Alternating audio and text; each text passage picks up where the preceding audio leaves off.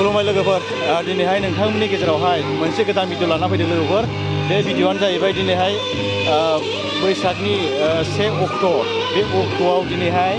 रंगिना संगिना गाबनि जोंनि गामिनि बिमायं बिमादै जानाय मोसाग्लांनाय हाबाफारि लानाय जादों लोगोफोर बे मोसाग्लांनाय हाबाफारियाव आंखौहाय भिडिअ खालामनो लेंहरनायलाय दिनैहाय आङो भिडिअ खालामनो फैदों लोगोफोर नोंथांमोना अननानै जोबजासे नायलां भिडिअखौ लोगोफोर आरो भिडिअखौ मोजां मोनदोंबा अननानै लाइक शेयार कमेन्ट खालामबानो जाबाय लोगोफोर अब्ला नायलांदो लोगोफोर जोबजासे भिडिअखौ